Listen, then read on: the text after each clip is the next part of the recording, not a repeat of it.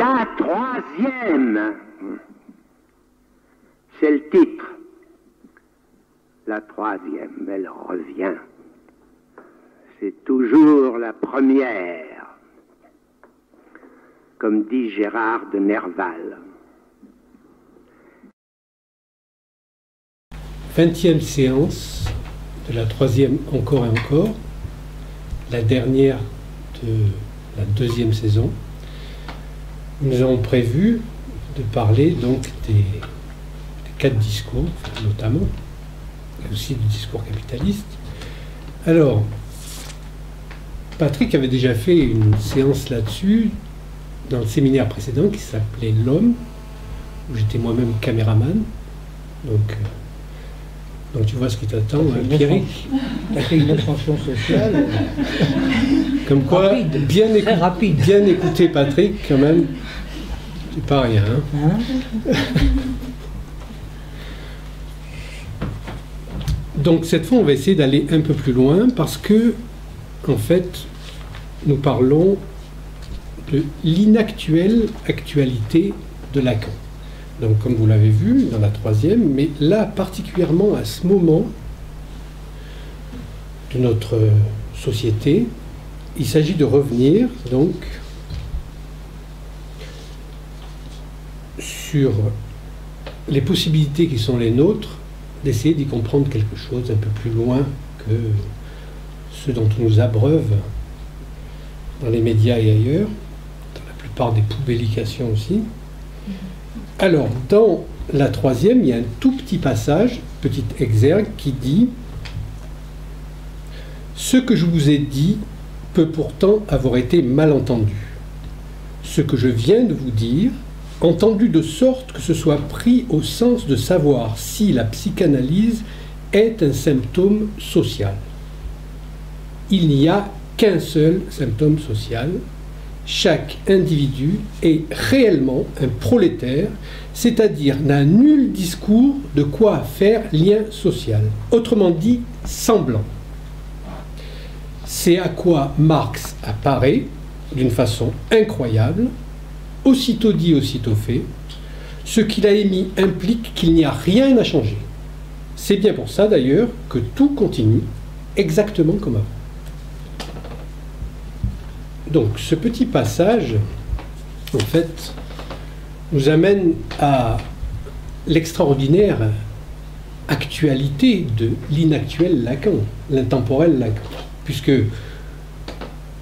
vous, comme moi, suivez peut-être de loin, bien que ce soit de loin, quand même l'actualité, parce qu'on peut difficilement y échapper. Hein. J'ai moi-même jeté ma télé il y a plus de 20 ans, mais je ne peux pas ne pas savoir tout ce qui se passe en permanence, parce que c'est un effet de discours permanent qui vient abreuver tout le monde. Et donc, là, on va prendre un petit exemple. Donc, le congrès de... Donc, il parle de lien social, donc social-socialiste. Nous sommes apparemment dirigés par des socialistes. Et donc, au dernier congrès socialiste de Poitiers, le débat socialiste s'est retrouvé, condensé, le dernier jour, entre Pigasse et Macron. Pigasse, c'est la banque Lazare. Macron, c'est la banque Rothschild. C'est-à-dire tout ça sous la présidence de François Hollande, qui lui a déclaré, pour être élu, l'ennemi, virgule, c'est la finance. Point. Donc comment peut-on en arriver là? C'est-à-dire, et aujourd'hui, quels sont les moyens qui s'offrent à nous pour sortir de cette impasse? Alors, il y a Jean-Luc Godard, qui de temps en temps a un trait de génie. Là, il a sorti une phrase que j'aime beaucoup, c'est « La gauche et la droite ont été inversées, mais pas le haut et le bas ». Donc, la gauche et la droite ont été inversées, c'est qu'aujourd'hui, en fait, parce que ces gens-là se disent de gauche, et qui sont crédités de l'être, à tort, bien sûr, puisque ça ne veut plus rien dire aujourd'hui, être de gauche, ils font passer les lois les plus scélérates qu'il puisse y avoir. Donc, je vous passe le mariage pour tous, vous savez mon point de vue là-dessus, notamment sur le déni de la différence sexuelle, mais là, on va parler de 2 lois, très brièvement, je vais juste les énoncer, c'est-à-dire la surveillance, c'est-à-dire n'importe quel policier peut vous mettre sur écoute, indépendamment de la tutelle d'un juge. Donc ça s'appelle un État policier, un État fasciste. Deuxième loi, donc si vous n'avez pas déclaré au préalable que vous n'êtes pas prêt à donner votre corps à la science, à la médecine, si vous arrivez à un accident, on peut vous découper en rondelles et vendre vos organes. Enfin, soi-disant, c'est du don, mais il y a un marché derrière. Donc ça, c'est un État marchand. Si c'était un gouvernement de droite, des mesures comme ça auraient provoqué une descente dans la rue, quelque chose, c'est impossible. Or là, rien. C'est-à-dire qu'il y a un état d'anesthésie générale. D'où vient cet état d'anesthésie générale? Est-ce qu'on va continuer dans cette direction à être appelé à choisir pour les prochaines élections entre con et con? C'est la question qui se pose, puisque au fond, rien ne change. Alors, comment peut-on analyser ces choses-là? Est-ce qu'il y a une capacité pour nous de nous situer par-delà justement les fausses oppositions? Parce que les fausses oppositions, ce sont par exemple d'opposer le fondamentalisme religieux à nos démocraties. Mais non, ce n'est pas une opposition, c'est une fausse opposition, parce que l'un est l'envers de l'autre. C'est-à-dire, si vous voyez le film Timbuktu, par exemple, qui a eu beaucoup de succès en France, enfin, je pense que c'est un film qui est très apprécié, vous verrez que l'envers du système cautionne le système lui-même. On semble entièrement pris dans un discours dont on ne peut pas sortir a priori, comme coincé. Donc, est-ce qu'il y a une possibilité de réfléchir au moins notre situation? C'est-à-dire, lutter, d'accord, mais lutter contre qui? C'est ça le problème. C'est-à-dire que on se rend compte que si on se pose en s'opposant, en fait, on renforce la position de l'adversaire, et là, le système semble tellement verrouillé que ce qui s'appelle anti-système n'est que quelque chose qui vient nourrir le système lui-même. Donc, justement, on trouve chez Lacan, à la fin des années 60, années 70 précisément, dans l'envers de la psychanalyse, la formulation. Ça, Patrick va vous faire une démonstration la plus pédagogique possible pour comprendre que ce n'est pas si compliqué que ça. Il y a de la complexité, mais la complexité, c'est ce à quoi nous sommes convoqués. C'est-à-dire, dès que on refuse la complexité, c'est la complexité qui vient nous perturber. Parce que la complexité, on ne peut pas y échapper. Donc, il faut traverser cette complexité. Patrick va essayer justement, la pédagogie qui est la sienne, de nous donner accès à la logique qui sous-tend ces discours et qui, bien sûr, fait qu'aujourd'hui, les idiots utiles du gouvernement, de la gauche, sont les plus zélés serviteurs du système capitaliste. Parce que s'il n'y avait pas eux, les gens seraient descendus de la rue. C'est impossible en France de se faire fliquer comme ça. Il ne se passe rien. Donc, comment ce discours capitaliste fonctionne? Ça, c'est justement l'apport de la psychanalyse. Alors, la psychanalyse, elle est connue pour sa théorie des discours.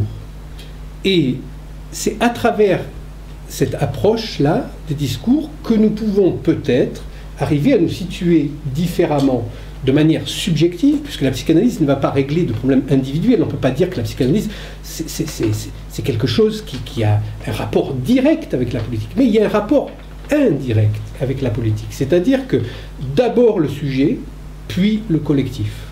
Donc c'est là où nous sommes convoqués par une critique du discours capitaliste. Et pour pouvoir critiquer ce discours capitaliste, et pour pouvoir lutter efficacement, plutôt que de manière disparate, désordonnée, sur le mode de la plainte et de l'indignation, qui, vous voyez, ne mène absolument nulle part, sauf à fortifier encore l'impasse.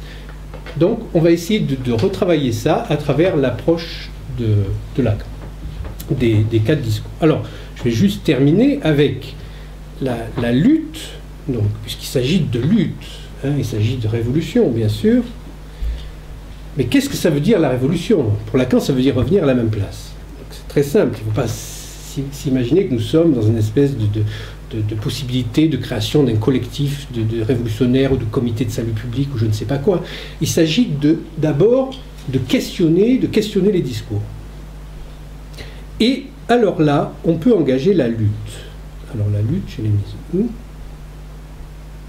Alors, la lutte a été définie il y a très longtemps. C'est dans Saint Paul de Tarse. Car pour nous, la lutte n'est pas contre le sang et la chair, mais contre les principautés, contre les pouvoirs, contre les cosmocrates, cosmocratoras, de ce monde de ténèbres et contre les esprits mauvais qui sont dans les cieux. Qu'est-ce que c'est que les cosmocrates ou les esprits mauvais qu'il y a dans le ciel, si ce n'est les discours dans lesquels on est pris, par lesquels on est abreuvé, et dans lequel, c'est la grande découverte de la psychanalyse, notre sujet lui-même est déjà pris.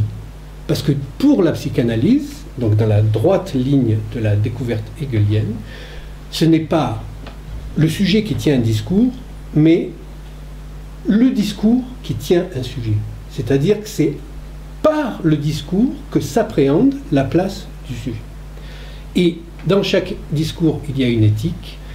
Et aujourd'hui, toutes ces choses-là nous semblent absolument inaccessibles, alors que nous avons les textes, nous avons la capacité de nous situer beaucoup plus précisément, justement, dans notre époque, par rapport aux avancées de Lacan, qui sont extraordinaires. Nous avons les outils. Donc voilà, maintenant j'ai fait ma première introduction. D'abord, je vais simplement vous indiquer une précision de Lacan pour dire comment il procède justement. Comment il présente ce qu'on appelle des inventions. Pour lui, on ne fait aucune création ex nihilo. Hein. Par exemple, on ne construit pas des nouilles autour d'un trou. On fait la nouille, il y a le trou au milieu. Comme on fait un vide, on fait un vase et c'est le vide se constitue du vase qui a été fabriqué. Alors par exemple, lui, son objet petit a, là, c'est la seule invention qu'il revendique comme étant la sienne. Donc on peut toujours aller chercher chez les différents auteurs de toute notre histoire de la pensée des précurseurs de gens qui ont avancé des choses qu'on retrouve effectivement dans le texte de Lacan, comme probablement dans le texte de chacun de nous quand on parle des choses. On véhicule avec nous du fait qu'on est pris dans des discours qui nous précèdent et qui nous surdéterminent, on manie des choses qu'on appelle parfois des préjugés ou des concepts qui viennent de notre histoire, et c'est comme ça. Il dit que, par exemple, Marx a découvert la plus-value, par exemple. Et il ne l'a découvert, il le définit comme étant le travail en trop, le travail qui n'est pas payé aux travailleurs, justement, et qui permet, par accumulation, de constituer le capital. Bon. Il dit que Lacan, Marx l'a découvert tout simplement parce qu'il a développé lui-même, comme tu l'as dit, c'est lui qui a articulé le discours capitaliste, et Lacan précise que c'est pour ça qu'il va lui assurer une très longue survie. Donc, de ce point de vue-là, il n'est pas très optimiste pour changer le système du fonctionnement, parce qu'il dit que c'est un discours particulièrement astucieux, et qui marche tout seul en plus. Ça n'a jamais été fait. Avant, il fallait s'y mettre, là, ça marche tout seul.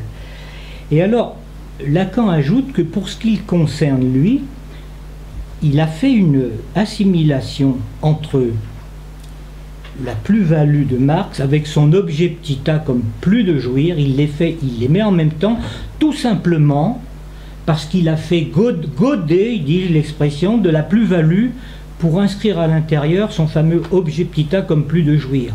Donc, qu'est-ce qu'il nous dit? Il nous dit que c'est parce que les discours sont parfaitement élaborés qu'il ne s'agit pas de chercher, c'est pour ça qu'il adopte d'ailleurs la formule de Picasso, je ne cherche pas, je trouve, et c'est ce qu'il a mis en application toujours au cours de sa vie, et vous verrez que dans la monstration que je vous ferai de ce montage, c'est comme ça que ça se passe, c'est qu'à un moment donné, le discours est tellement bien élaboré qu'on trouve une perle par terre. Là, on trouve un truc, et c'est ça, c'est une pierre qui a été bien polie par les discours précédents, que quelqu'un trouve, il peut dire qu'il l'a découvert, mais il le trouve, et qu'il peut à ce moment-là le transférer dans son propre discours. Hein.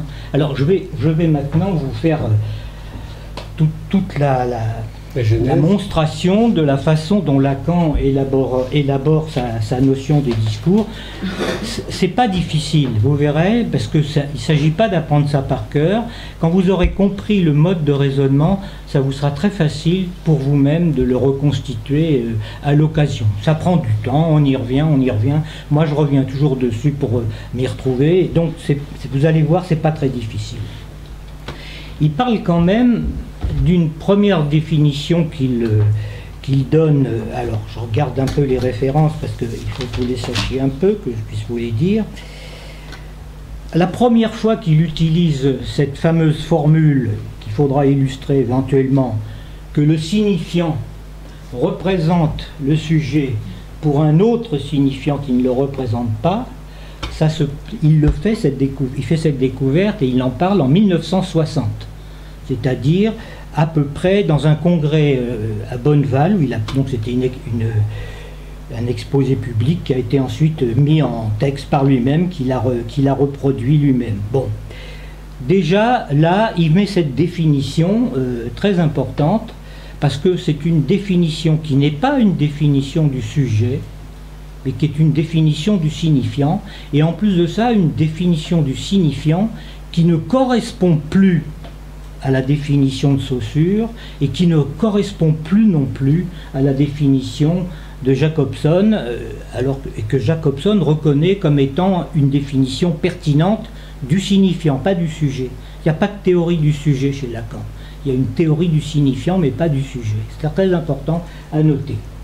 Voilà la matrice de ce qu'il appelle, lui, une structure quadripartite qui est exigible depuis la découverte de l'inconscient pour pouvoir faire une ordonnance subjective. C'est pas très compliqué, ça, à entendre. Ça veut dire quoi? Ça veut dire que le signifiant S1, un signifiant, l'insignifiant, représente le sujet.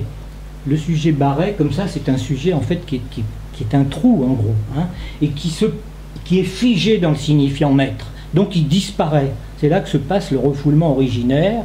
Et puis, auprès d'un autre signifiant, qui est le S2, lequel ne représente pas le sujet justement. C'est-à-dire que le sujet, il est en fading ici, il est refoulé, et de l'autre côté, il y a un reste dans l'opération signifiante qui est à la fois produit par l'opération signifiante sur le réel et en même temps qui lui échappe. C'est ce que Lacan appelle l'objet petit a. Voilà. Alors, maintenant, je vais passer à cette construction des 4 discours qu'il a produit au tableau en 70 dans le séminaire qui s'appelle L'envers de la psychanalyse. Il les a mis au tableau comme ça, sans aucune explication. Après, il les a commentés, mais il n'a pas expliqué comment il en était arrivé là. Ce n'est qu'après coup, probablement parce qu'il s'est rendu compte que les gens avaient beaucoup de mal à suivre, parce qu'à chaque fois, il se dit « mais qu'est-ce que c'est que ces histoires de discours? On a du mal à piger ça ». Ce n'est qu'en 72 qu'il en a donné la clé à l'occasion de son séminaire de Oupir, une leçon qui s'appelle « Sur le savoir du psychanalyste ». Il a montré comment ça se passait. Alors, structure quadripartite. Il parle bien sûr de ce qui est l'outil de la psychanalyse, son moyen, c'est-à-dire la parole, parce que c'est effectivement une pratique de parole. Et contrairement à ce qu'on pense, je crois que Lacan ne privilégiait pas tellement ses écrits, contrairement à ce qu'on imagine. Je pense que ça a toujours été un tenant de la parole, et son séminaire, c'est un séminaire oral sur lequel il ne revenait jamais. Ce sont les suivants qui en ont fait des écrits et qui évidemment peuvent effectivement avoir des effets de résistance par rapport à la psychanalyse comme pratique, qui est une pratique de la parole. Alors il dit que, il commence la chose suivante, il dit que la parole est la seule forme d'action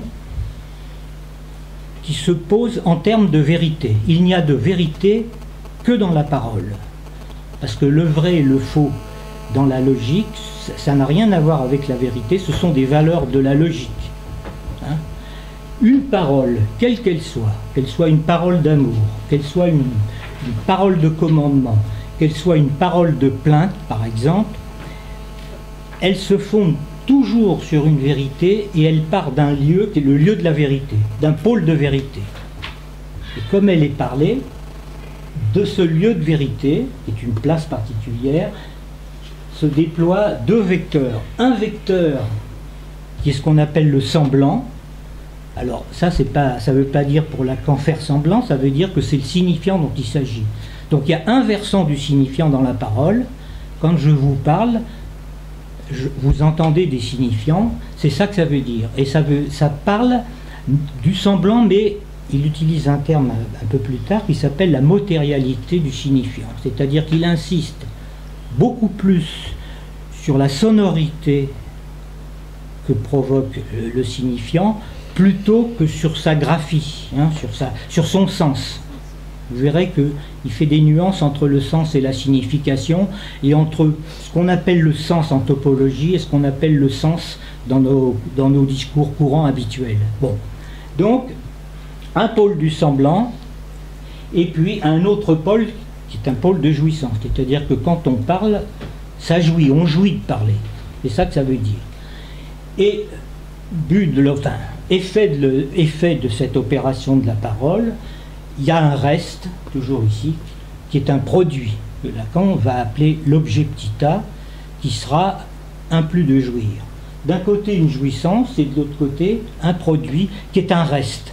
Un reste qui signifie que la jouissance, elle a été quand même entravée, elle a été barrée par l'opération du signifiant.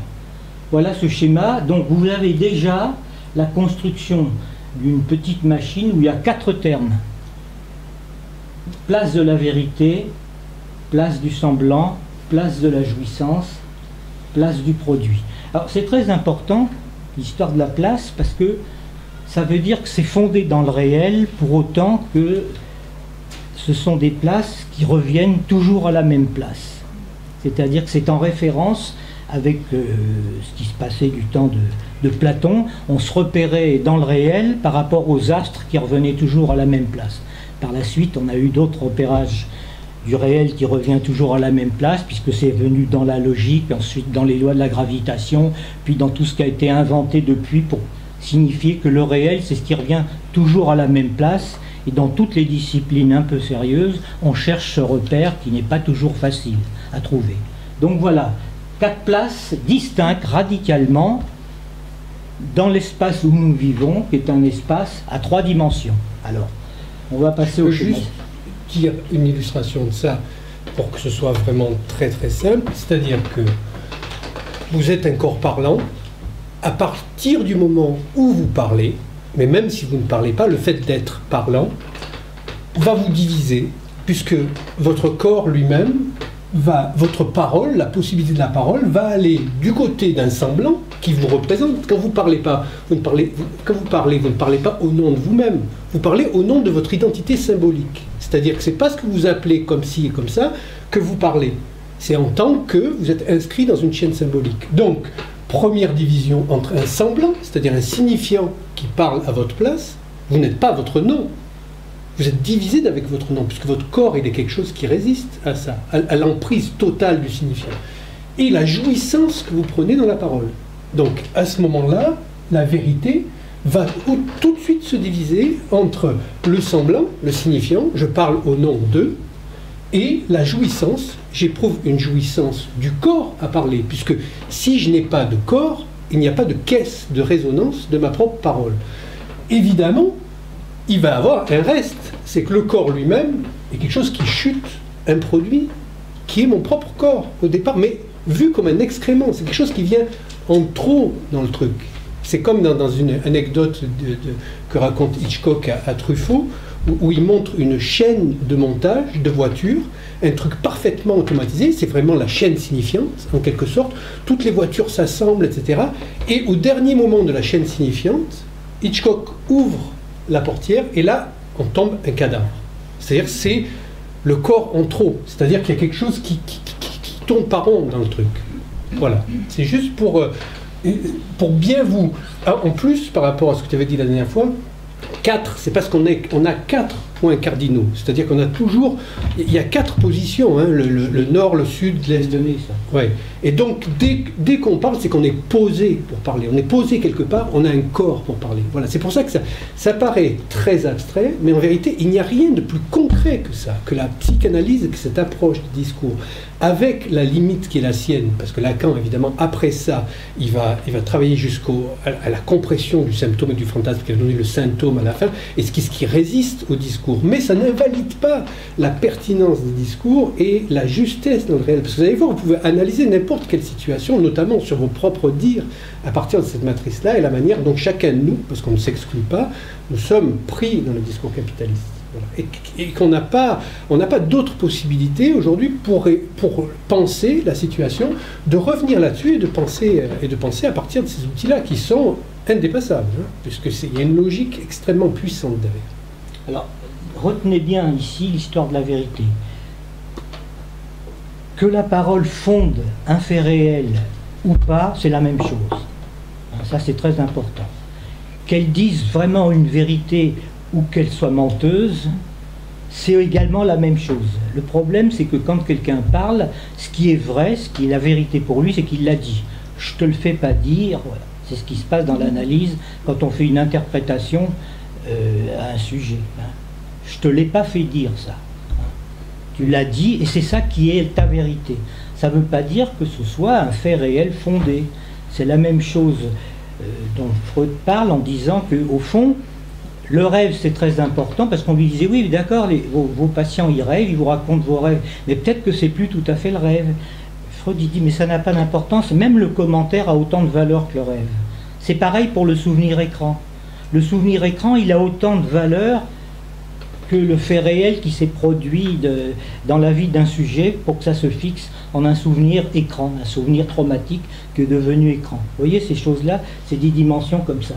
Alors, première étape, construction de cette fameuse structure quadripartite dont c'est l'origine, à partir de la fonction de la parole, et vous allez voir qu'il va l'écrire, ça, c'est ça qui va se passer. L'opération, c'est qu'il va sortir de la dimension de la parole pour fixer dans le réel la structure quadripartite dont il cherche à démontrer l'existence.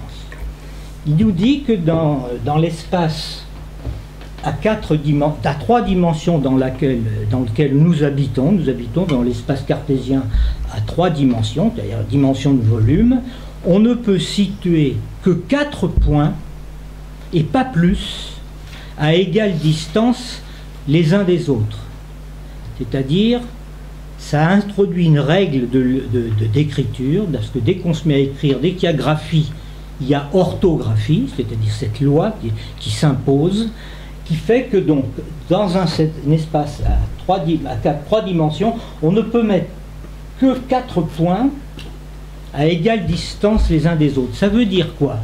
Ça veut dire que ces points-là, qui vont être, tout à l'heure, enfin je vais le montrer, habités par des lettres différentes, on les prend comme des places qui sont absolument équivalentes.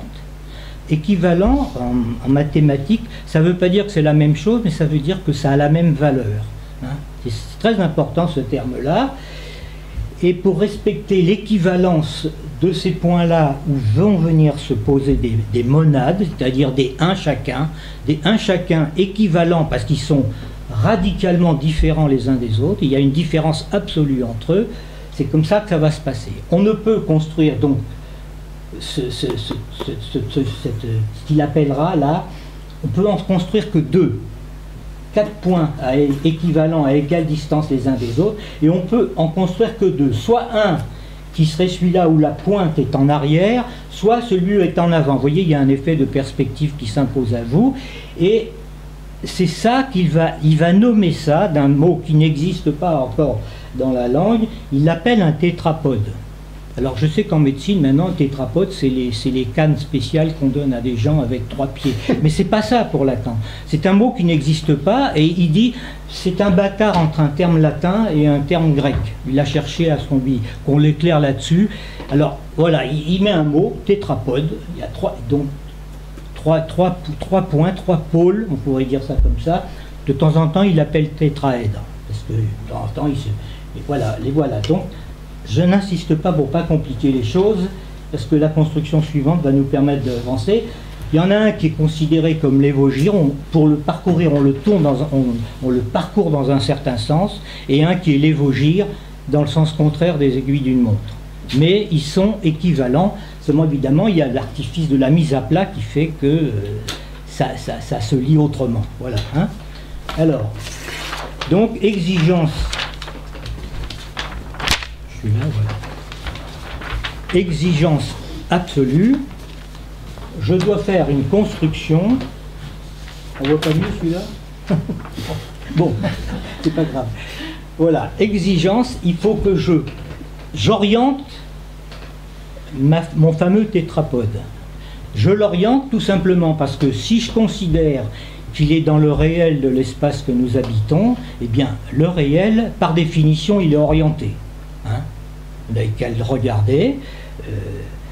Par exemple, les lois de la gravitation nous imposent une certaine orientation dans l'espace. Nous avons des corps asymétriques. Donc on voit il y a des courbures de l'espace. L'orientation, c'est ça ce que Lacan appelle le réel hors sens. C'est pas le réel hors signification, ça veut dire hors sens, au sens où on l'utilise classiquement dans nos ouvrages habituels. Mais l'orientation est nécessaire. Alors, pour l'orienter, il va falloir que, puisque chacun des pôles est à une distance équivalente l'un des autres, il va falloir les relier par des vecteurs. Hein, orienter. Il faut l'orienter. Vous voyez ce que ça que ça veut dire. Et il va aboutir à la chose suivante, qu'on voit difficilement là, mais tant pis, on va le voir quand même.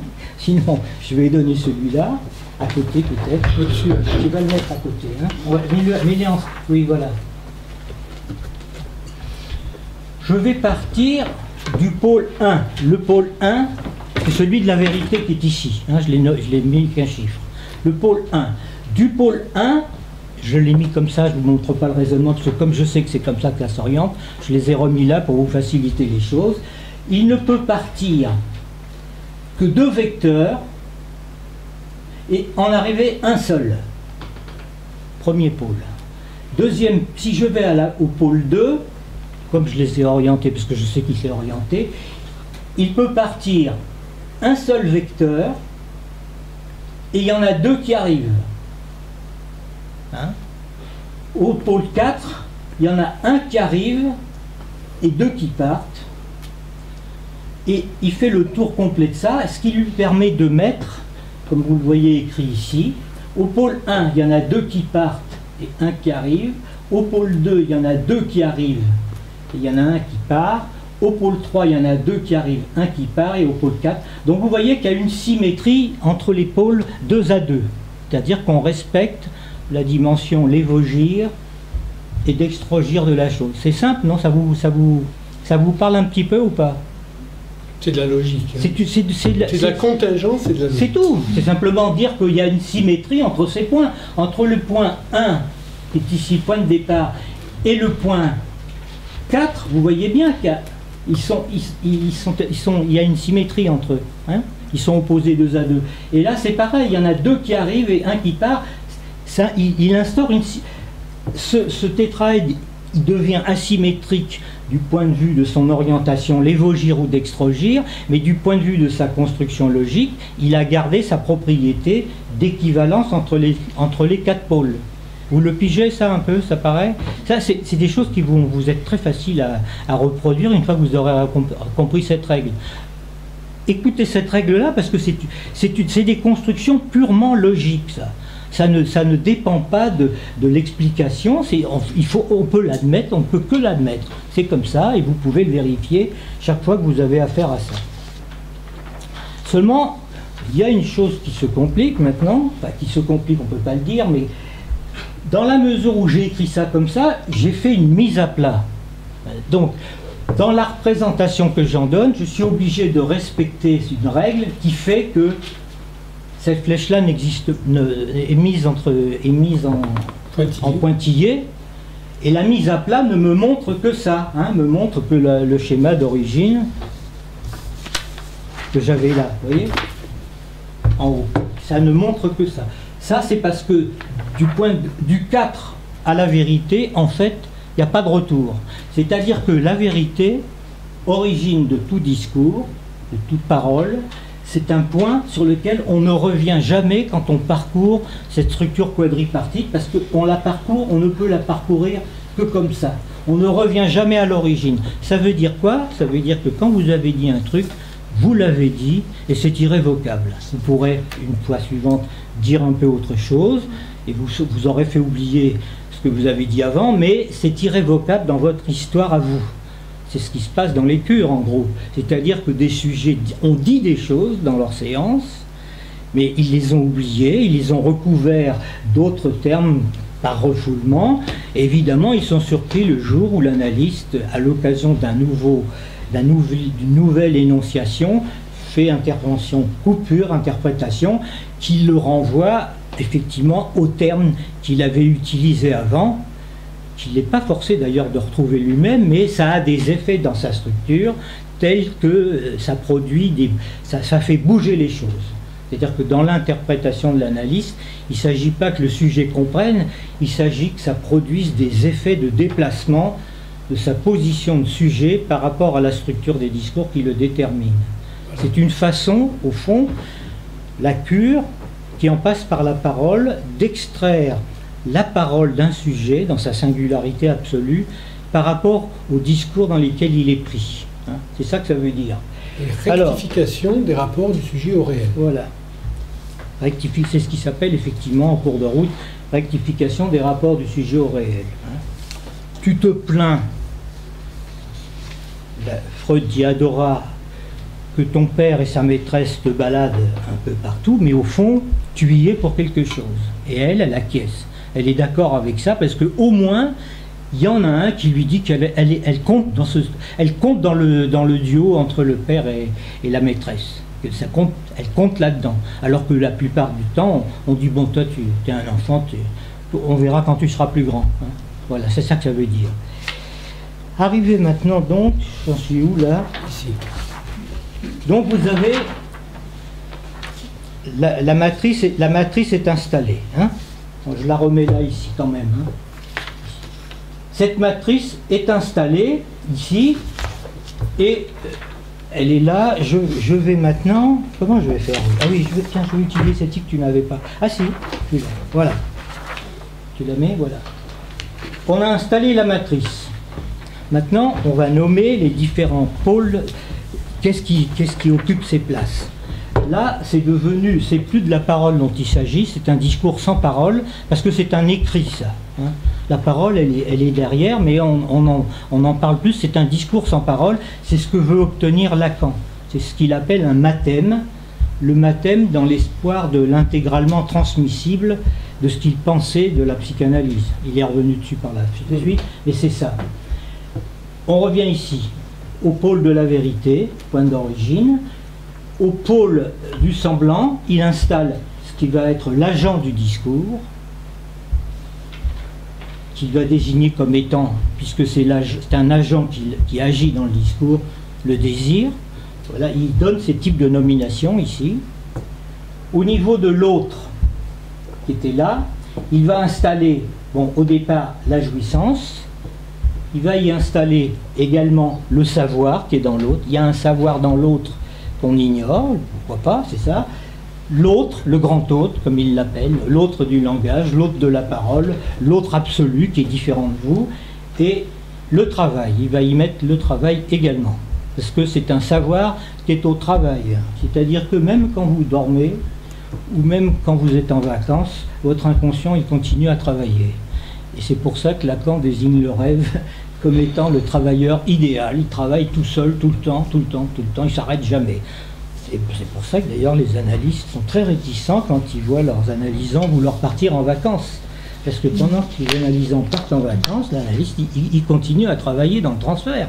Puisque le transfert dans la cure, contrairement à ce que racontent beaucoup d'autres écoles, c'est pas forcément le transfert de l'analysant. C'est le transfert de l'analyste, c'est lui qui transfère. Hein. C'est lui qui transfère. D'ailleurs, l'indication de la flèche n'est pas là par hasard. Hein. C'est que l'analyste, tenant lieu tenant lieu du savoir inconscient du sujet, je vais y arriver, en fait, c'est lui qui est au boulot et qui transfère sur l'analysant et qui dépend, lui, l'analyste, de ce que lui dit l'analysant. Hein. Donc il faut bien rectifier cette chose-là. C'est pas souvent avancé par les analystes qui ont plutôt tendance à se mettre en position de maîtrise, mais c'est ça dont il s'agit. En tant qu'analyste, l'analyste ne peut savoir que ce que lui dit le sujet. Voilà. Et à partir de ce qu'il lui dit, repérer sa place dans la structure.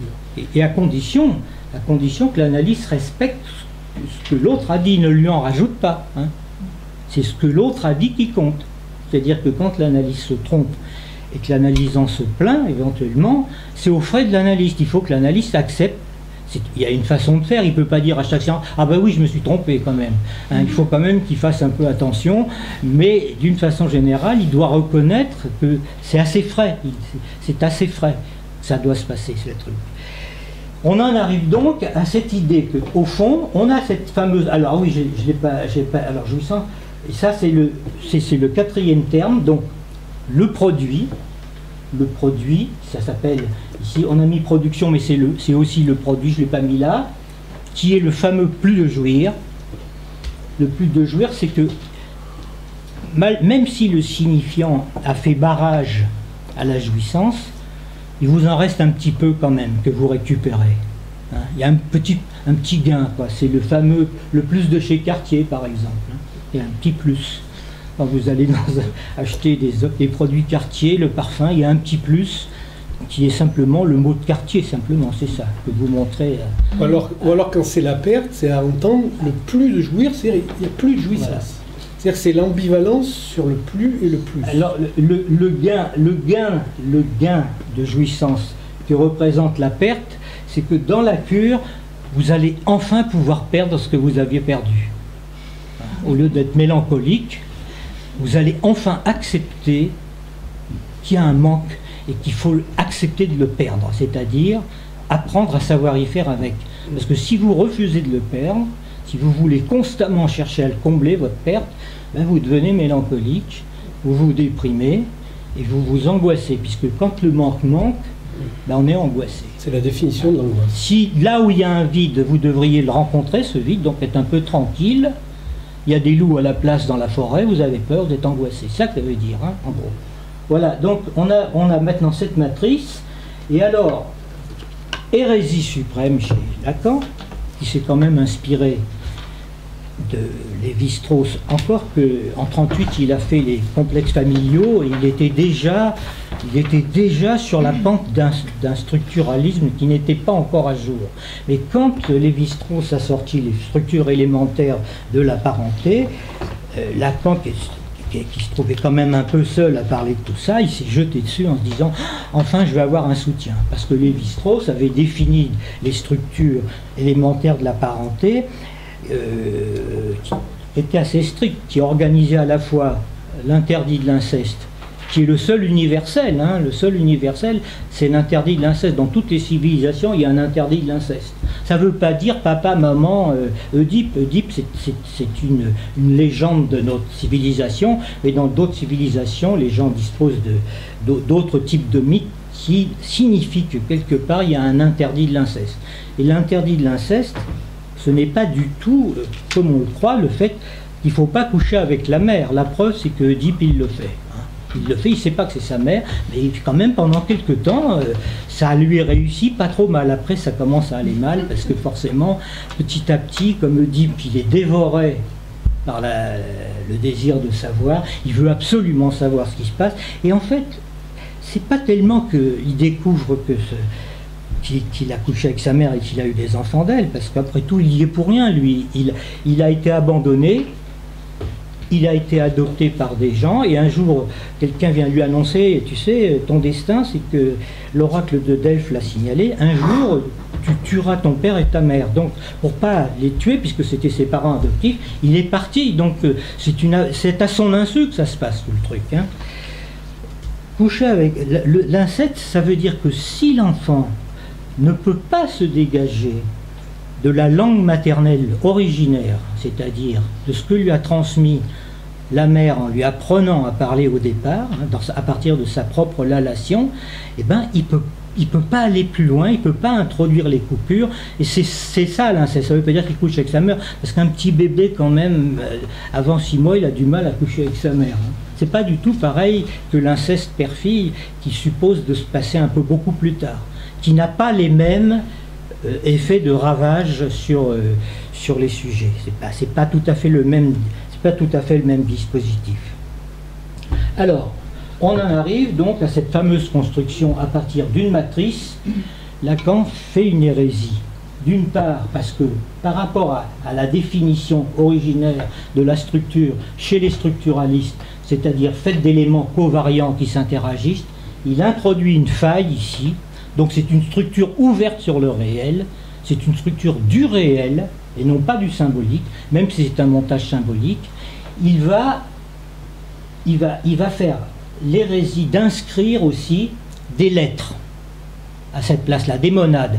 Mais des monades qui vont se déplacer. Donc, c'est l'écriture dans une matrice, il y a une écriture bivoque. Il y a d'une part les places qui sont toujours les mêmes, et des termes qui vont tourner. Hein, et qui, quand ils tournent, forcément, vont peut-être pas changer de valeur, mais vont quand même changer de fonction. Et on peut dire aussi de valeur. Alors, il y a changer de nom, puisqu'ils se donnent des noms, changer de nom aussi. Non, à la limite, même pas. Il y a des fois, c'est la paix. Oui, non, mais des fois, parce que ça, c'est des précisions. Oui, c'est vrai que tu peux le dire comme ça, mais c'est surtout, ça change de fonction, et bien sûr un peu de nom, mais en même temps, ça conserve sa valeur d'origine quand même. Il va dire qu'on ne peut, on ne peut en écrire que 4. Hein, on ne peut pas faire autrement, et puisqu'on a orienté la structure, on ne peut, bien entendu, inscrire que 4 lettres selon une gyrée, soit progrédiente, soit régrédiente, qui va lui permettre de développer les fameux 4 discours qui sont là-haut. Est-ce qu'on voit mieux avec ça? Non. Non? On voit mieux là-haut? Alors, vous voyez, à l'origine, on va partir à l'origine. À l'origine d'où il est parti, en fait, c'était le discours du maître. Le signifiant représente un sujet pour un autre signifiant qui ne le représente pas. C'est pour ça que Lacan assimile le discours du maître au discours d'inconscient. C'est lui qui instaure le refoulement originaire concernant le sujet et la constitution de l'inconscient. C'est ça le discours. Le discours du maître, c'est le discours de l'inconscient. Mais alors, il faut faire très attention avec cette histoire de le discours du maître, comme pour tous les autres discours qu'il nomme. C'est un génitif, disons, objectif. Ça ne veut pas dire que dans le discours du maître, que le maître tient le discours, mais il doit s'y tenir. C'est-à-dire, il doit s'y tenir selon la définition même de l'éthique de ce discours, qui répond à une certaine logique. Parce que le premier sujet dans le discours du maître, c'est le maître lui-même qui est dans cette position de celui qui est barré par la loi, puisque c'est lui qui incarne la loi. Hein, le monarque, et puis ensuite l'État, et tout ce qu'on voudra. C'est la parole fondatrice. Donc, voilà, premier discours qui est là.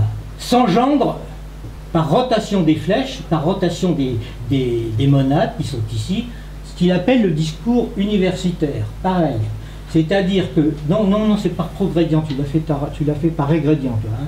Bon, j'aurais pu le partir par là. Donc, vous voyez que là, le S2 qui était là, il vient là, en position d'agent, alors qu'il était produit. Il était déterminé par le maître. Le maître, il commande. Il dit à son esclave, tu vas me fabriquer un canon. Et comme l'esclave, il est esclave, parce qu'il sait faire des canons, on ne l'a pas zigouillé après la bataille, on le garde vivant pour qu'il construise des canons. C'est ça que ça veut dire. Hein. Donc vous voyez, le savoir, dans le discours universitaire, c'est un savoir qui est commandé par le maître. Vient à la place ici, par rotation des l'objet petit a qui est ici, qui est donc l'être du sujet, ce qui reste du sujet, parce que tout du sujet ne dépend pas du signifiant. Il y a un reste. Ensuite, on continue à faire. Donc pareil, le discours de l'universitaire, c'est pareil. L'universitaire, il est soumis à la condition de l'éthique de ce discours.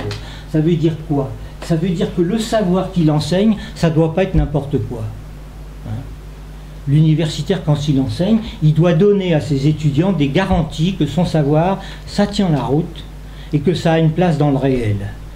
Hein, c'est pas ce qui se passe en psychologie en particulier, parce qu'en général, ce qu'on enseigne comme psychologie, qui a sa valeur propre, la psychologie a des structures qui sont vérifiables dans le réel, on peut le dire comme ça, ne serait-ce que par le nombre, par les unités de valeur, les choses comme ça. Mais ça veut dire qu'on ne peut pas dire n'importe quoi quand on est dans une position d'universitaire qui respecte son discours et qui a une éthique. On n'enseigne pas n'importe quoi aux étudiants. Moyennant quoi, l'étudiant, lui, objet petit a à la place comme ça de l'autre, c'est un peu, si vous voulez, c'est quand même un sujet un peu débile, puisque quand il vient à l'université, il est considéré comme un ignorant absolu, même s'il a eu son bac, et qu'on va en profiter, puisqu'il est quasiment vierge, pour lui injecter des signifiants de façon à ce qu'il devienne enfin un sujet barré par le savoir, c'est-à-dire bardé de diplômes, bardé d'unités de valeur, et si c'est un bon étudiant, il va faire une thèse sous la férule d'un maître, et il va produire une thèse qui va être connue à l'université comme une espèce de synthèse, et il va rentrer comme dans le discours universitaire, pareil, vous voyez ici. Et en fait, on arrive, alors c'est ça qui est important, toujours par cette fameuse rotation ici, on arrive au discours analytique, d'où s'origine en fait la découverte de ces structures des discours. C'est-à-dire, le discours analytique, c'est à partir de lui, discours suffisamment développé dans un moment de l'histoire, qui était l'émergence de la science moderne. Ça a commencé avec Descartes, surtout ça. Ça ne vient pas que de Socrate, parce que du temps de Socrate, la science, l'épistémée, elle avait un rapport avec la vérité. La coupure s'est faite avec Descartes, qui a dit, attention, la vérité, le discours, le savoir dépend d'une logique du discours. Quant à la vérité, c'est Dieu qui s'en charge. Ça veut dire quoi? 2 et 2 égale 4, c'est comme ça. Et si c'est vrai, c'est Dieu qui le décide. Et on a découvert après Descartes qu'il y a des fois des logiques qui disent que 2 et 2, ça ne fait pas 4, ça peut faire 3 ou plus. Hein. Bon, tu vas intervenir. Donc c'est lui, c'est à partir de ce discours-là qu'a été découvert, comme je vous l'ai dit au départ, la matrice des discours. Mais rétroactivement, bien entendu, la construction des autres discours a pu se faire à partir de cette matrice. C'est pour ça qu'il ne faut pas prendre les discours tels que Lacan les a élaborés comme étant une suite d'émergence historique. C'est pour ça qu'il va pouvoir dire, par exemple, que Socrate ou éventuellement Périclès, ils avaient quelque chose de l'analyste, car ils pouvaient dire des choses juste sur le réel en termes d'interprétation, pas en termes d'ordre, mais en termes d'interprétation. C'est pour ça qu'on peut dire, effectivement, retrouver chez les philosophes des précurseurs des thèses de Lacan ou de Freud éventuellement. Mais vous voyez bien que dans cette construction, je suis passé que par des articulations purement mathématiques. Ça a sa force, ça aussi sa faiblesse. Mais voilà la construction. Hein. On en arrive là. Alors on va arriver après à celui-là. Voilà, avant d'arriver à celui-là, pour essayer encore une fois de l'illustrer un peu par rapport à ce qui a été dit tout à l'heure. Donc, on voit que le signifiant, ici S1, représente le sujet qui est en dessous, qui est en position de vérité, c'est un sujet barré. Donc c'est là que ça part. Pour un autre signifiant qui ne le représente pas et qui produit un reste, un excrément. Donc l'objet petit a. Donc ça, vous avez vu peut-être dans la vidéo de Patrick, où en coupant les anneaux de Möbius, on arrive à la chute de l'objet petit a. Ou en ouvrant un plan projectif. Ça, c'est imparable. Ici, nous sommes dans l'origine des discours. Il faut qu'il y ait un discours maître, parce qu'il faut qu'il y ait une parole fondatrice. Tu es ma femme, tu es mon maître, etc. Tout ça, c'est une parole fondatrice. C'est-à-dire que c'est pas forcément... Quand on dit le discours du maître, c'est pas le maître qui tient un discours, c'est comment le sujet est pris dans un discours a priori.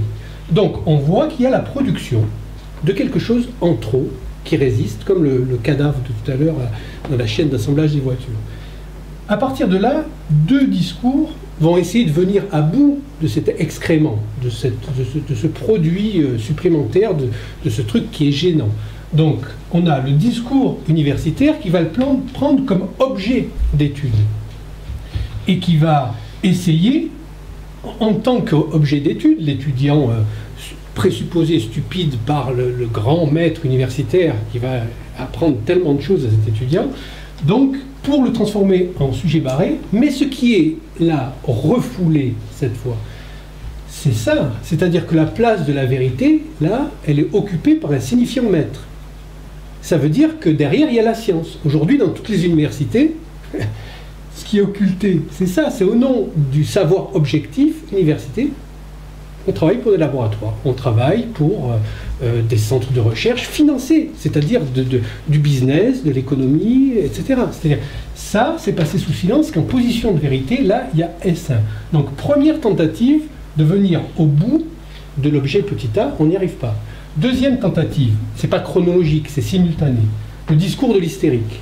C'est-à-dire, le discours de l'hystérique, en fait, il se place en sujet barré. Qui suis-je? Et qui es-tu, toi, pour me dire qui je suis? Tu me dis qui je suis, mais qui es-tu pour me dire ça? Donc, ça s'adresse au signifiant maître, et ça produit un certain savoir. Mais ce qu'il y a dessous, c'est la position de l'objet petit a. Le discours de l'analyste, lui, c'est le plus subversif de tous, parce que, après, Patrick va vous faire le discours capitaliste, pour qu'on voit bien dans quoi on est pris aujourd'hui. C'est que le discours de l'analyste, il se met lui-même directement en position d'objet petit a. C'est-à-dire qu'il est l'objet chu, le corps, le déchet, là, le rien. Et à partir de là, et bien sûr, il incarne la possibilité de retrouver du réel dans le discours. Parce que sinon, c'est du blabla, c'est de la tchatch. Ça parle métonymiquement tout le temps, mais il n'y a pas de réel. Or, le psychanalyste, en se mettant à cette place-là, il convoque le réel du sujet. C'est en ça qu'il y a rectification des rapports du sujet au réel. Et effectivement, on est fondé à dire que le discours de l'analyste vient en dernier, à partir de quoi il éclaire les autres discours qui étaient déjà là précédemment, mais dont on ne pouvait pas mettre en mathème et en forme comme ça, mais ils étaient déjà là, en train de fonctionner.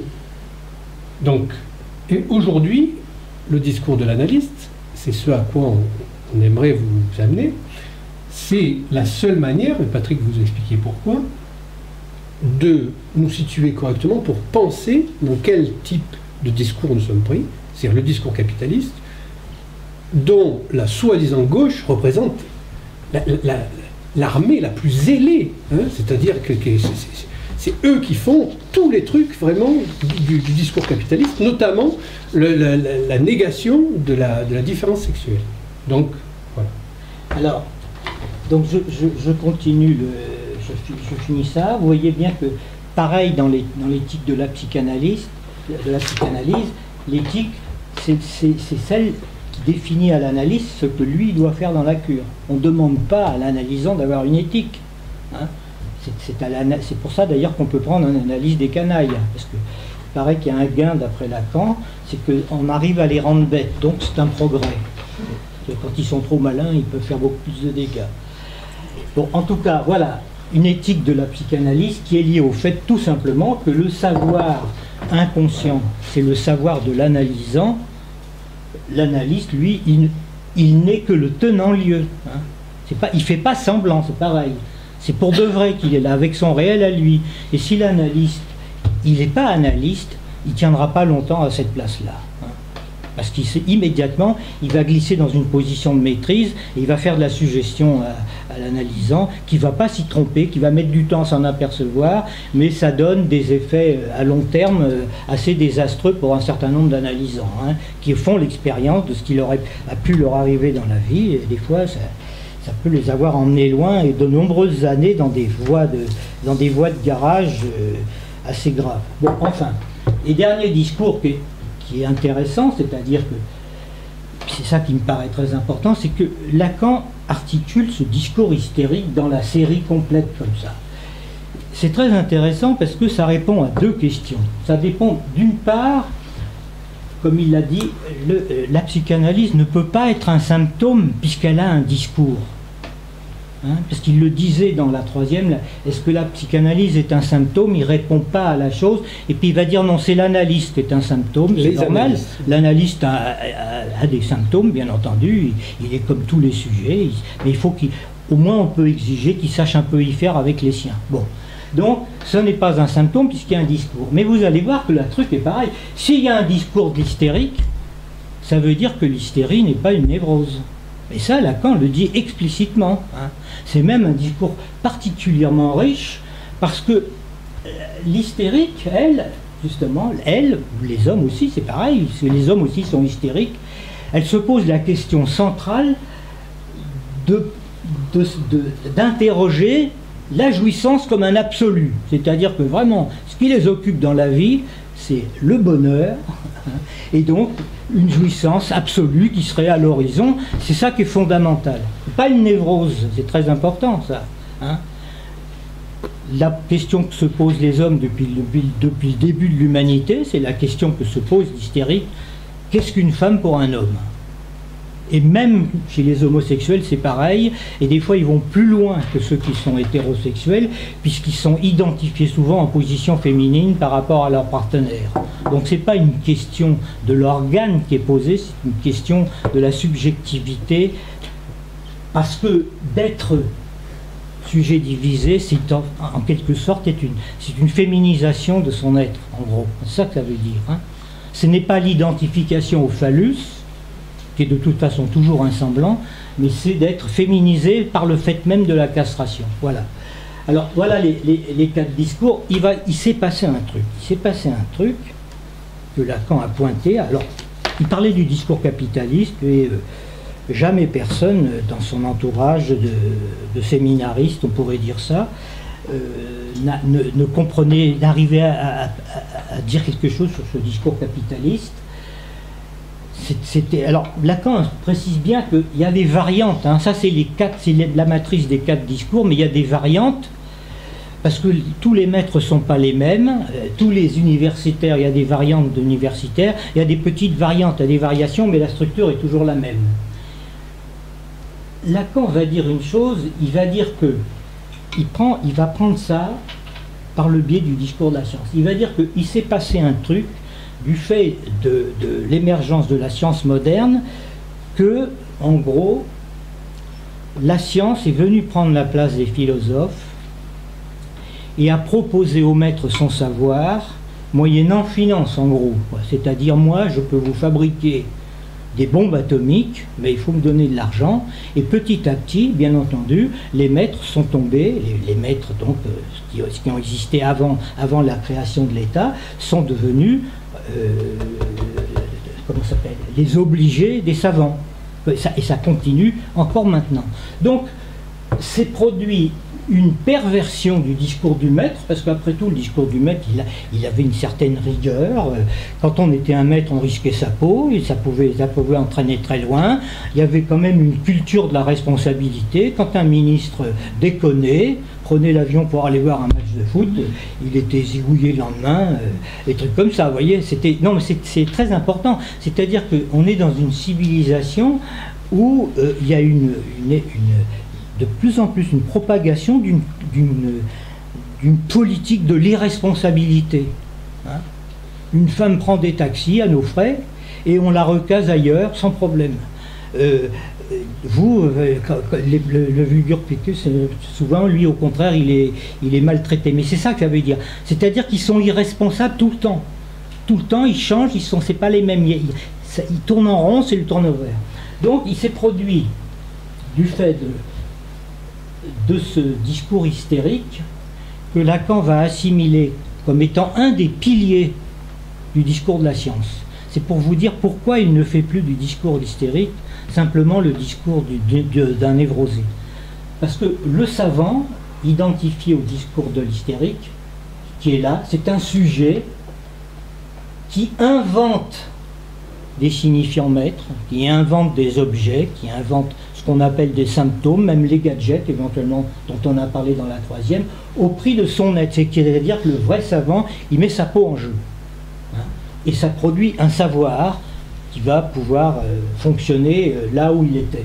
Ce discours-là, si vous voulez, va produire, et alors il a un pied comme ça là-dedans, et l'autre pied dans la science moderne, c'est le discours universitaire. C'est-à-dire qu'on ne peut plus faire de science si on ne participe pas aux grands ensembles que sont l'INSERM et les Saclay et compagnie. On ne peut plus inventer si on ne dispose pas des machines qui permettent de faire des expériences pouvant faire vérifier les formules qu'on a inventées. X, par exemple, qui a inventé son fameux boson, il y a une cinquantaine d'années, avait fait un calcul en disant il y a une particule qui existe, elle est calculée, il a fallu attendre 50 ans, et le fameux cyclotron pour qu'il puisse prouver que sa théorie était juste.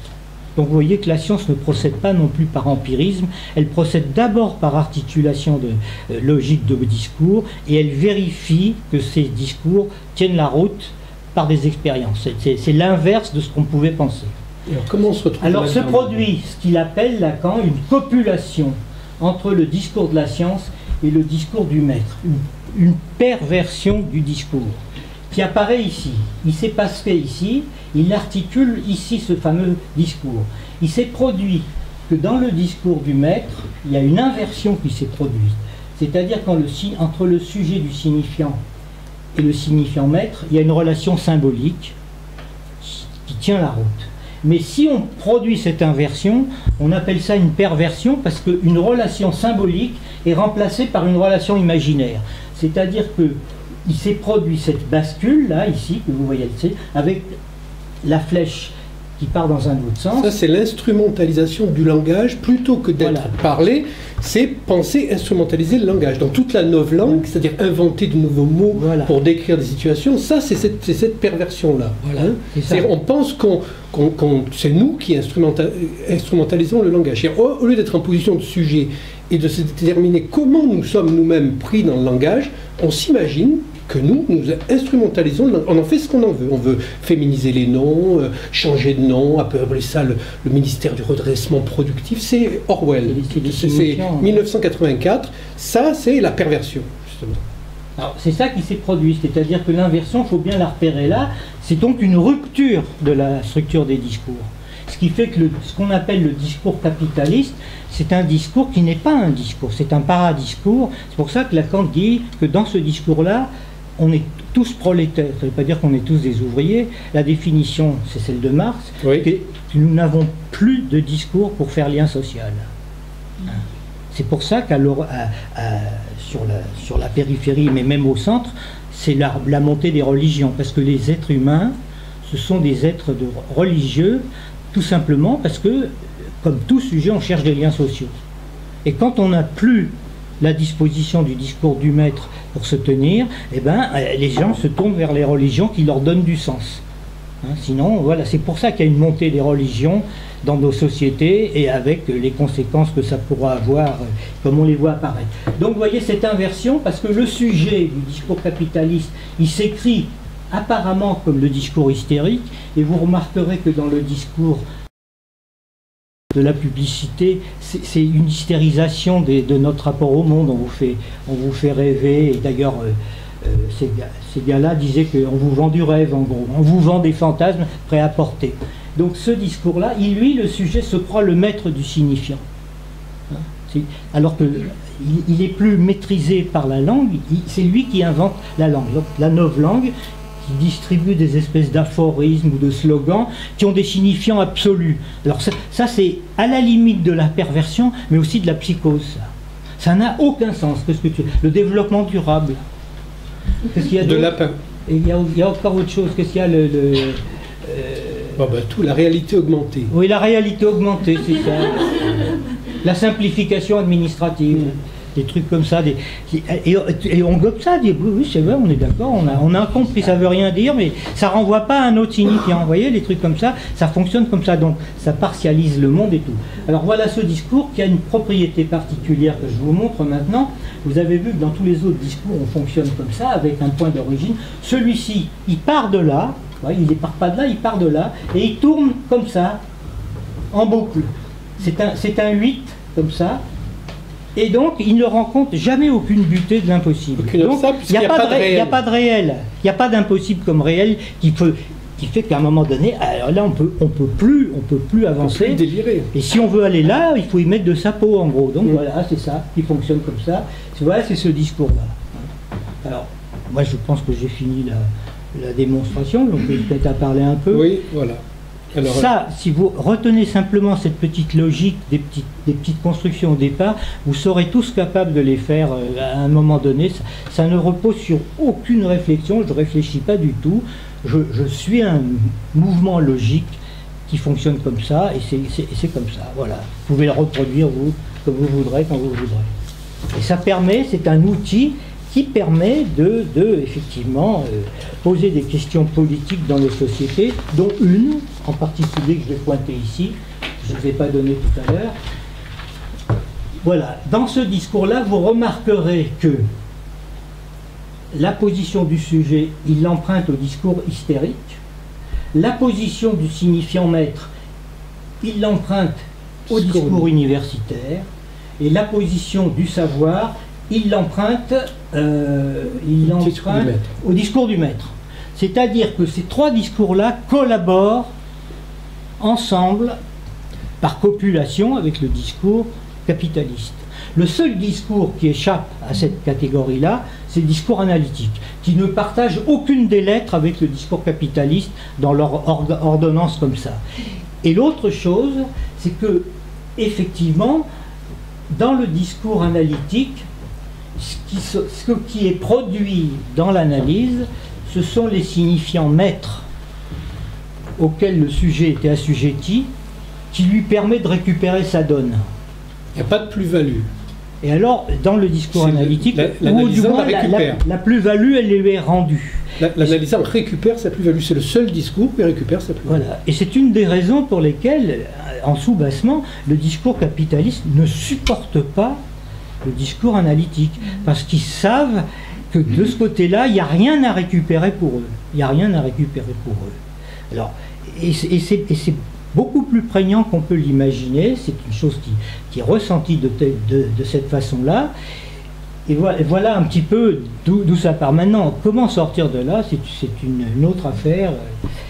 Voilà, de tenir. Alors Lacan, il est effectivement, il pense que ça ne bougera pas, mais enfin il donne un petit espoir. Il dit de toute façon, le discours capitaliste, il consomme tout, et il va s'effondrer de lui-même, parce qu'il engendre le sous-développement, et ça vous le voyez sur la planète. C'est non seulement un sous-développement économique, bien sûr, c'est obligatoire, mais c'est un sous-développement subjectif, puisqu'il ne produit pas des sujets, il produit, puisque le sujet lui-même, dans le discours capitaliste, se produit comme déchet. Nous faisons nous-mêmes les déchets du discours dans lequel nous fonctionnons. C'est vrai, c'est quand même un truc assez terrible. Déchets ou corps, c'est-à-dire vous êtes considérés comme des corps. Par les neurosciences, par exemple, ils font des expérimentations sur les rats, mais il y a certains psychanalystes, enfin soi-disant, je ne peux pas vraiment les prendre au sérieux ces gens-là, qui disent que les neurosciences prouveraient la psychanalyse. Comment peut-on être autant dans l'absurdité et la contradiction inhérente, puisque ce sont des discours radicalement incompatibles et même antagonistes. Donc, la grande confusion dans laquelle on est pose la question de comment faire pour lutter. Donc, on revient, j'ai dit la répétition, donc la lutte, suivant la définition étonnamment pertinente qu'en donne Paul, c'est car pour nous, la lutte n'est pas contre le sang et la chair, mais contre les principautés, contre les pouvoirs, contre les cosmocrates, cosmocratoras, de ce monde des ténèbres, et contre les esprits mauvais qui sont dans les cieux. Donc ça veut dire contre les effets de langage. On n'a pas d'autre possibilité de lutte que d'analyser les langages eux-mêmes. Et comment, sur ces matrices-là, on peut s'en tirer en identifiant à quel type de discours on a affaire. Et déjà, le premier truc, c'est ne pas les nourrir, ne pas nourrir le discours capitaliste. L'indignation, c'est du pain béni pour le discours capitaliste. Ça vient créer le contrepoint nécessaire et indispensable à ce que ça continue encore et encore. Donc il y a un retrait, c'est un peu la politique de Melville, de I would prefer not to. C'est un pas de retrait vis-à-vis de ça, et une écoute de ce qui est en jeu. On n'est pas convoqué à une action, et on ne va pas prendre la Bastille. D'ailleurs, vous avez vu l'opéra Bastille, c'est imprenable. Hein. Maintenant, on glisse dessus. Donc, il y a juste comment peut-on avoir les moyens de penser la situation pour chacun de nous. Et donc, ça, c'est ma thèse. Donc, du Marx avec Freud, Freud avec Marx. C'est-à-dire que on n'est pas dans l'idée d'une révolution, même si je me dis communiste, mais communiste, c'est pour moi le nom d'un problème qui se pose et pas le nom d'un programme à exécuter. C'est le nom du problème des communs, de ce qui est commun à l'humanité et qui est toujours plus privatisé. De plus en plus, c'est privatisé. Maintenant, votre corps, vos propres gènes sont privatisés. Et personne ne bronche. Donc ça veut dire que le discours fonctionne super bien, puisqu'il n'y a aucun... Ça n'a pas d'effet sur les sujets. Il n'y a rien eu. C'est une loi qui vient de passer, votre corps est privatisé. Vous pouvez être fliqué à tout moment, maintenant, comme ça. Un flic dans son administration peut décider de vous mettre sur écoute et d'écouter tout ce que vous dites. Eh bien, il est dans la loi. C'est quand même aberrant.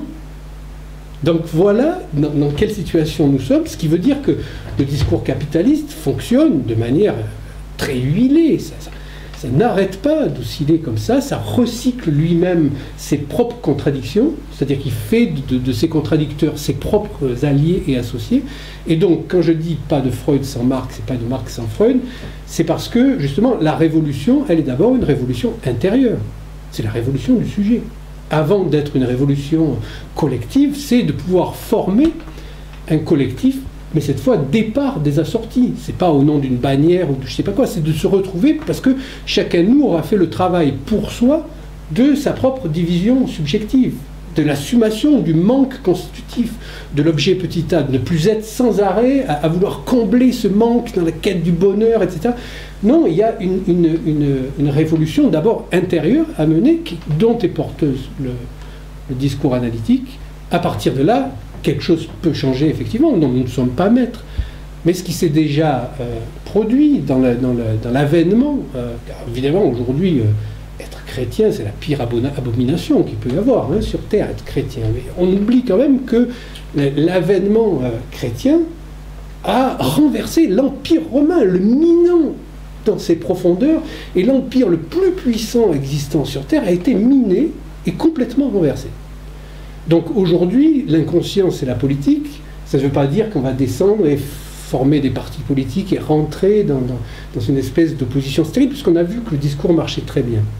Mais il y a une possibilité d'être dans la promotion, dans l'incarnation même. On n'a pas d'autre manière de faire, on n'apprend que par l'exemple. Donc du discours de l'analyste, c'est-à-dire de ne pas nourrir les autres discours, et le discours capitaliste qui est lui-même la perversion dans laquelle nous sommes pris. Donc c'est une impasse, mais en même temps riche de possibilités. En tout cas, nous avons d'autres moyens que des solutions apparemment toutes faites, qui sont de toute façon vouées à l'échec, on le voit bien. Voilà. Est-ce que vous avez des questions ou des réponses? Mais ça peut durer encore des dizaines d'années. Ça, c'est conçu pour comme dit Lacan, pour épuiser la planète, la consommer et la consumer intégralement. C'est-à-dire que vous imaginez, je ne sais pas si vous avez vu ces images dans les déserts où il y a des milliers de carcasses d'avions comme ça. C'est des images très très impressionnantes. C'est-à-dire que le fait de se produire soi-même comme déchet ici fait que nous-mêmes nous sommes identifiés aux objets que la société produit. Toujours plus d'objets à produire, toujours plus de déchets, et nous sommes nous-mêmes des déchets, puisque notre corps est un déchet qu'on peut tronçonner, on va mettre la gestation pour autrui, c'est ça, hein, une femme va louer son utérus, voilà, c'est une partie d'elle-même, comme c'est une fonctionnalité, c'est absolument aberrant. Parce que ça veut dire qu'il y a une dimension économique là-dedans. Il y a des gens, des populations extrêmement pauvres, qui ne vont pas pouvoir faire autrement que de vendre des parties de leur corps. C'est ce qui se passe. Mais oui, mais oui. Et à part ça, la gauche, la bouche en cœur, oh, il a cédé sur la GPA. Non mais on peut pas, il n'y a plus de possibilité de parler. Vous voyez bien, sinon puisque l'opinion est faite pour, si vous n'êtes pas pour, vous êtes contre, si vous êtes contre, vous êtes pour. Non, ni pour ni contre, au contraire. On sort de cette possibilité-là fermée pour entrer dans justement cette matrice des discours qui après va être encore travaillée par Lacan, notamment avec la notion du passage du symptôme au symptôme, hein, c'est-à-dire comment justement le reste que nous sommes doit-il être traité sur le mode de l'identification. On est obligé de s'identifier à notre symptôme, mais en tout cas passer par là pour aider à réfléchir de manière un peu plus, disons, contemporaine notre situation, puisque ça a quand même 70, donc 45 ans. C'est rien du tout, ça. Dans l'histoire de l'humanité, c'est rien du tout. 45 ans. Mais c'est implacable. Poser un truc très simple. 1905, Freud, il écrit les 3 essais, et au point d'une page, personne ne fait attention, il dit il y a des normes sociales, mais il n'y a pas de normes sexuelles. Vous vous rendez compte un peu le truc que ça représente? Ça représente avec le discours hystérique, mais attention, l'hystérie, c'est pas une névrose. C'est normal, c'est même le fondement de la subjectivité. Hein, des choses comme ça, quand vous interrogez la psychopathologie enseignée en faculté, vous leur dites mais ce que vous racontez c'est faux, les gens sont pas malades, les gens ils souffrent, et s'ils souffrent, c'est une plainte de la vérité. Et vous entendez ça comme une maladie, alors que non. La dépression décrite comme une maladie, c'est en fait une protestation du sujet qui dit « moi c'est fini, je travaille plus ». Burn-out, comme on dit. Hein. Eux, ils l'entendent sur le plan de la maladie, mais le sujet dit « je vais plus au boulot, moi c'est fini, je veux plus, je peux plus ». Bien sûr qu'il le paye cher, parce qu'on va le bourrer de neuroleptiques pour l'endormir, bien sûr, hein, on ne le soigne pas. Et tout ça, c'est des choses qui ont des effets... c'est un discours... On peut le dire chez Lacan, il l'appelle d'ailleurs. Il dit il faut se mettre au service du discours capitaliste pour lui servir un discours pesteux, hein, au sens où Freud le dit, pour introduire la peste dans les discours, des termes, des approches, des savoirs officiels, sur un mode tel que les gens peuvent peut-être un peu plus les entendre, et ils les entendent mieux qu'on peut l'imaginer. Les sujets sont plus aptes à entendre des choses quand on les touche à ce niveau-là, et qu'on leur donne des moyens, je dirais pas conceptuels, parce que c'est à la portée tout simple, il suffit de parler. Pour faire de la topologie, il faut parler, c'est tout. Enfin, c'est pas la peine de faire des schémas. Quand on parle, on fait de la topologie. Vous savez bien que partout, on ne peut plus parler. Hein. Même pour faire un renouvellement de passeport, vous ne parlez plus maintenant. Avant, on parlait un peu quand on allait à la mairie. Maintenant, vous arrivez avec un papier que vous êtes allé chercher sur le site du machin, vous avez payé votre... Je le dis parce que j'ai fait l'expérience récente du truc. Ensuite, vous allez chercher, vous payez le ticket, machin, vous faites une photocopie de votre ancien... Vous arrivez à la mairie, vous êtes devant un guichet, puis il y a une femme qui vous dit « ça c'est pas bon, ça c'est bon, ça c'est pas... » Vous pouvez même plus gueuler puisque c'est comme ça que ça se passe. Et si vous gueulez, on vous dit « non, l'ordinateur ne veut pas ». Donc, c'est ça. Vous avez bien vu qu'il n'y a plus de manifestations. Les mouvements sociaux, il n'y a plus de manifestations maintenant. Les manifestations sont devenues, elles sont constituées de telle sorte à que rien ne bouge, puisqu'il y a un haut-parleur à je ne sais pas combien de mégawatts et de je ne sais pas combien de trucs, qui hurle à la place des gens. Les gens, ils parlent plus dans les défilés. C'est des je sais pas ce que c'est la foire, quoi. C'est la caravane, c'est le carnaval. Tout ça, bon, c'est là.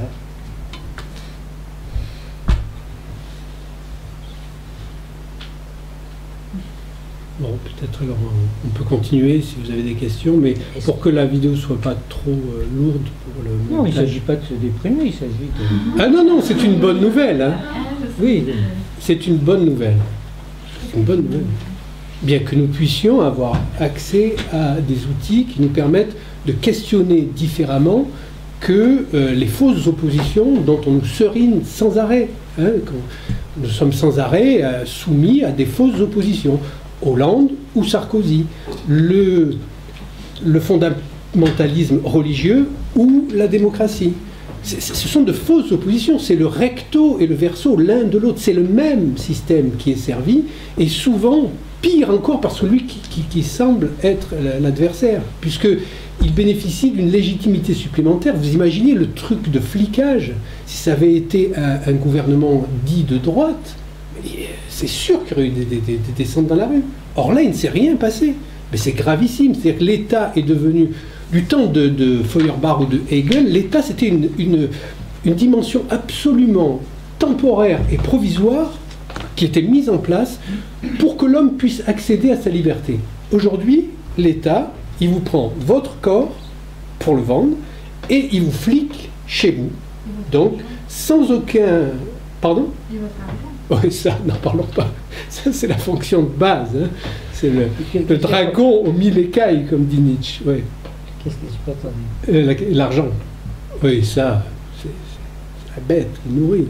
Donc... D'ailleurs, il va bientôt plus y avoir de billets de banque. Hein. Il s'achemine vers l'absence de billets de banque. C'est quand même un peu... Ben, toutes les cartes, les transactions monétiques, etc., parce que c'est beaucoup plus contrôlable. C'est-à-dire qu'on met en place, en 1984, quoi, c'est maintenant, le slogan du Parti Socialiste, le changement c'est maintenant, il faut remplacer le changement par 1984, et vous avez la vérité. Ce qu'il y a en dessous, c'est ça. 1984, c'est maintenant.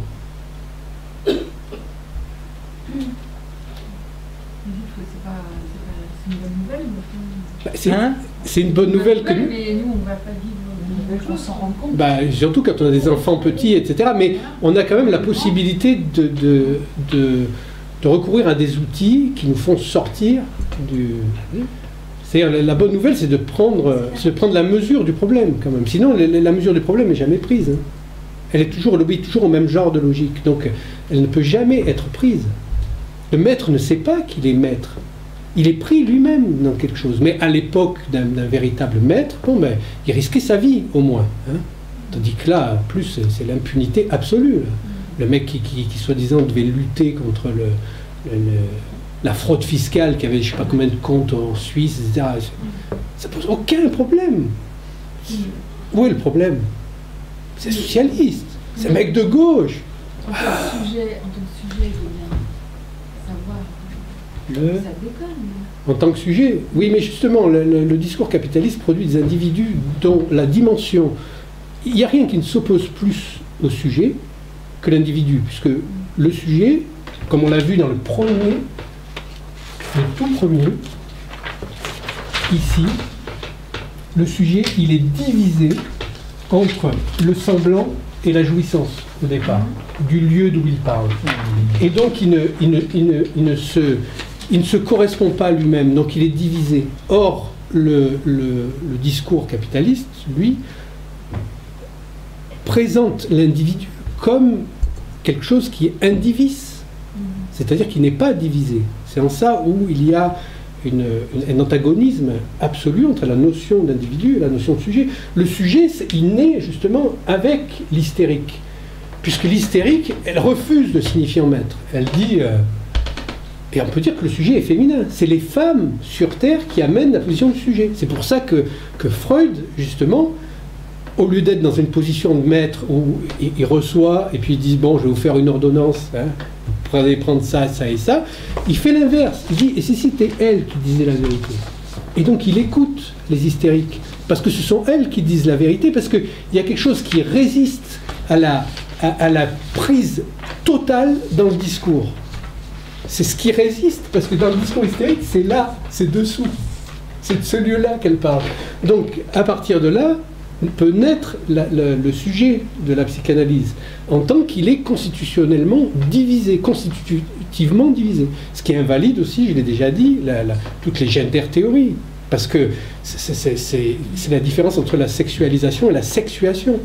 Le sujet est forcément, a priori, divisé. C'est ça ce qui arrive de nouveau avec la psychanalyse, c'est pas l'individu, c'est le sujet en tant qu'il a un inconscient.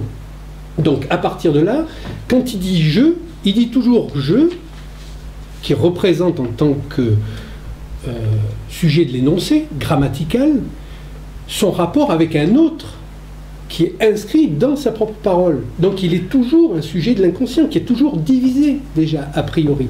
Or, un individu, c'est comme si vous étiez une monade, un bloc sans division interne, alors que vous savez très bien que vous ne correspondez pas avec vous-même, que vous ne correspondez pas avec votre propre corps, ni avec votre propre nom. Vous êtes des sujets divisés, nous sommes tous des sujets divisés. Et aujourd'hui, le discours capitaliste, c'est celui qui fait la promotion de l'individu et pas du sujet. Le sujet étant ce qui vient saper l'individu. Nous ne pouvons pas nous correspondre. Donc il y a un travail à faire, justement, comme disait Patrick, d'assumer notre manque fondamental. Il faut arrêter de se plaindre et d'aller chercher notre manque, notre élément manquant, parce qu'on l'a déjà perdu. Il est toujours d'origine déjà perdu en psychanalyse. L'objet est toujours, a priori, déjà perdu. Donc c'est pas la peine d'aller le chercher pour le trouver et pour venir coller et le mettre à la place d'eux. Il est perdu. Donc c'est ça, la première révolution doit se faire de manière subjective, avant que, il appartient à un autre temps, à une autre époque, qu'il puisse passer un autre collectif, un nouveau collectif. C'est pour ça que Lacan comparait les psychanalystes qui se retrouvaient entre soirs, c'est-à-dire comme des épars des assortis, avec un salut, un navet, un savoir, à, on peut dire, les premiers chrétiens, c'est-à-dire de savoir qu'il n'y a pas de grand autre, que Christ sur la croix, il dit Eli, Eli, lama sabachthani. Il n'y a pas d'autre. Il n'y est pas. C'est le Dieu de l'au-delà, le Dieu du ciel, est mort, il faut se démerder avec. Donc on peut le prendre comme une bonne nouvelle. On peut dire Dieu nous a fait confiance. Il n'est plus là. C'est pas la peine de chercher et d'être attendu. Là, il n'est plus là. On doit se démerder. Comme disaient les Grecs, démerdati et autou. Non, ça c'est une invention. Si je peux me permettre, c'est Eli, Eli, lama sabachthani. Oui. Comme Oui, c'est ça. Elle a dit avec l'accent araméen, ce qui est... israélien. Et est-ce que les individus tombent plus malades Ben, disons, quand on rentre en analyse, on s'évite un certain nombre de symptômes qui sont notamment le fait de tomber dans des discours qui nourrissent ces symptômes. Hein? Dès que vous avez un truc, tac, il y a des mots qui sont posés dessus, etc., vous rentrez dans un discours. Là, sortir de là, bonne chance. Hein? Tandis que quand vous êtes en analyse, que vous parlez de votre propre division, la plupart des analyses, ils se portent, les analysants, ils se portent beaucoup mieux quand même, puisqu'ils rentrent. Parce que c'est un lien social, c'est le seul lien social, simplement évidemment, il se particularise d'être un lien social à deux. C'est le seul qui est comme ça, mais c'est quand même un lien social.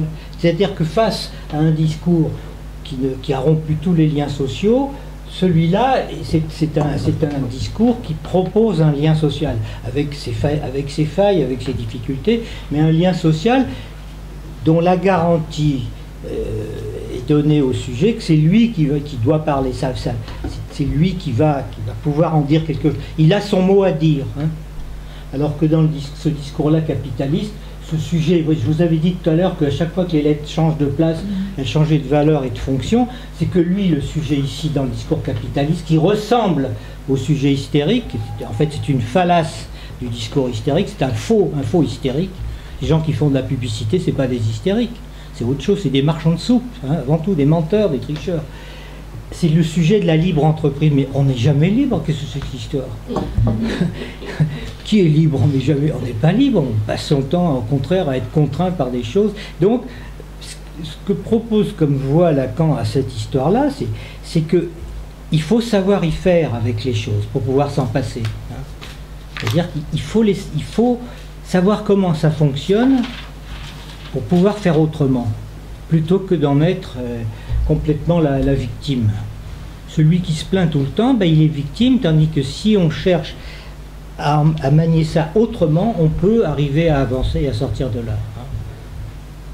Il était de ce point de vue-là, Lacan, il était assez modeste, mais il dit quand même que la psychanalyse, dans le monde irrespirable, et ça c'est pas une métaphore gratuite quand on voit ce qui se passe aujourd'hui à Paris quand il y a du soleil, hein, c'est le poumon artificiel, c'est-à-dire quelque chose qui vous permet de respirer un peu. Hein. C'est déjà un petit gain quand même. Hein. C'est pas beaucoup, mais c'est un petit gain. Voilà. Hein? Ça commence modeste. Le lien social, c'est deux. Commence comme ça. Justement, par rapport à ce que vous dites, au sein du discours capitaliste, il y a quand même quelque chose qui est l'idéologie libérale, qui est très en lien avec tout ça, parce que ça me faisait penser par rapport à ce que vous disiez, quand la novlangue par rapport à celui qui se croit le maître du signifiant, justement, qui modèle les mots, alors que c'est le signifiant qui est déjà là et qui est porté par lui. Oui. Il y a justement ce truc-là dans le libéralisme qui est très... c'est justement, c'est les individus qui ont choisi un jour de se mettre ensemble en société. C'est ça. Comme si on était des monades comme ça qui se déplaçaient, et puis par un contrat, on a décidé de se mettre ensemble. Les contrats. Oui, Le contrat. c'est ça. On s'est mis Les fameux ensemble, c'est contrats. déjà la société qui est là, ou la communauté, on va dire, et c'est nous qui sommes dedans, qui sommes portés par ça. C'est un contrat qui vient à la place de la parole, de l'engagement de la parole déjà. Contrat, c'est pour ça que le monde est gouverné par des avocats américains, maintenant. Tout ce qui se fait, ça se passe toujours maintenant sur le registre justement juridique des avocats. C'est des avocats américains. Lacan avait prévu qu'on a été gouverné par un monde d'avocats américains, de plus en plus. Et par rapport à ça, dans l'avenir, je me demandais, est-ce que, moi je ne connais pas beaucoup son œuvre, mais est-ce qu'il n'y aurait pas une raison de relire Castoriadis à partir de Lacan? Roliti. Castoriadis, il s'est un peu enferré dans une impasse. Disons, il a voulu justement instrumentaliser la psychanalyse, mais sans être lui-même assez lacanien. Donc, il a une posture qui n'est pas d'être un sujet divisé. Et donc, on passe d'une éthique des discours à une forme de morale, justement, de gauche, et qui s'inscrit dans le discours comme étant récupérable par le discours capitaliste. Mais Lacan est beaucoup plus radical que ça. Il va beaucoup plus loin que Castoriadis. Puis son texte, c'est un vrai plaisir, surtout. On n'est jamais déçu. On n'est jamais déçu. Et c'est assez rare à trouver, c'est qu'il tient toujours les promesses qu'il a faites. C'est-à-dire qu'il avance les trucs et il tient toujours les défis, les questions. Il va aller chercher les solutions, il revient dessus, il montre où il a été, où il s'est planté, il trouve les issues. Il lui dit, quand on rencontre un obstacle, il ne faut pas s'acharner, il faut trouver une passe autrement ailleurs. Pour ça d'ailleurs que son texte, c'est pas un truc, c'est pas un truc d'un bloc, c'est-à-dire que c'est des petits bouts qui s'ajustent plus ou moins bien. Alors on dit qu'il y a des contradictions, c'est pas ça, c'est que par contre il y a beaucoup de paradoxes, mais ça c'est une figure de la logique, le paradoxe, hein, c'est nécessaire. Il y a du boulot avec ça. Hein. Bon, peut-être on va stopper l'enregistrement, mais on peut